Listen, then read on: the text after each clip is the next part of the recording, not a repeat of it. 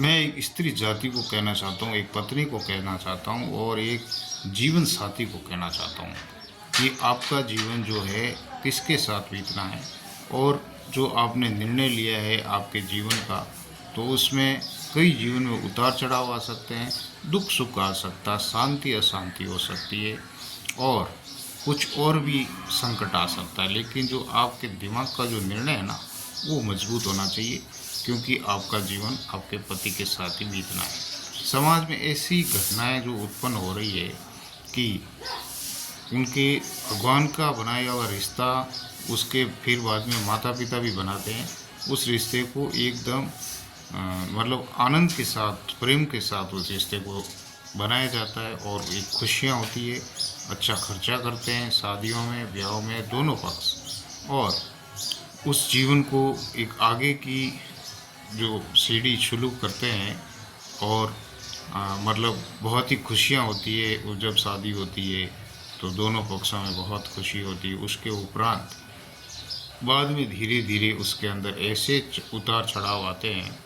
ससुराल और पियर के अंदर कि ऐसे प्रश्न खड़े हो जाते हैं कि ससुराल वाले बोलते हैं भाई दहेज कम दिया है, लड़की अच्छी नहीं है, इसका स्वभाव अच्छा नहीं है, और कई मतलब मसले सामने आते हैं और ऐसे केस हो चुके हैं जो छोड़ के चले जाते हैं। और बाद में धीरे धीरे या तो देखो समय का भरोसा नहीं, कब पलटी मार जाए, जो ऐसा है समय, उस समय को लेके यदि साथ में यदि जीवन साथी चले तो समाज में ऐसे केस कम हो सकते हैं। क्योंकि आजकल कई लड़कियां, कई पत्नियां पति को छोड़ के चली जाती है क्योंकि उनको जो ऐशो आराम है वो बराबर नहीं मिल पाता है। किस प्रकार का, क्योंकि ये मॉडर्न दुनिया है, वो एक दूसरे को देख के दुखी हो जाती है, अपना घर अच्छा नहीं है, मुझे शॉपिंग अच्छी मिल नहीं रही है,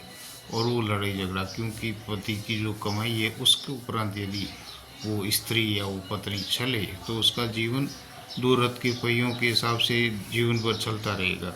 लेकिन हम एक दूसरे की देखा देखी या उसकी जो बराबरी देख के हम करते हैं दूसरों को देख के, तो ऐसा नहीं करना चाहिए और वो रिश्ते धीरे धीरे टूटने लगते हैं। कई स्त्रियाँ ऐसी समझदार होती है कि वो अपने घर के उपरांत ही अपना जीवन चलाती है। घर अच्छा नहीं है तो कोई बात नहीं, धीरे धीरे हो जाएगा, और यदि कमाई कम है तो धीरे धीरे अच्छी हो जाएगी, धीरे धीरे आगे का समय अच्छा आ जाएगा। लेकिन जो फास्टली अपने दिमाग को यूज़ न करके वो अपना जो रिश्ता ही ख़त्म कर देती है कि हम इसके साथ में नहीं रहेंगे, मुझे इसके साथ जीवन नहीं बिताना है, और धीरे धीरे वो मामला तलाक तक पहुंच जाता है। और उनको पियर वाले भी बहुत समझाते लेकिन वो मामला नहीं बैठता है। और आजकल क्रोध, ईर्ष्या, द्वेष ये दिमाग में बहुत ज़्यादा है। उस उपरांत से वो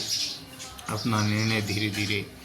कन्वर्ट होकर उस रिश्ते को छोड़ के वो घर छोड़ देती है और दूसरा रिश्ता तय करती है। तो देखो, जीवन में यदि भगवान ने आपको सुख दिया है तो उस सुख को कोई बदल नहीं सकता, और आपके जीवन में यदि दुख लिखा है तो उस दुख को भी आप बदल नहीं सकते। तो ऐसे हमें कोई ऐसा समाज के अंदर ऐसा निर्णय नहीं लेना चाहिए, और निर्णय लेने में बहुत सोच समझ के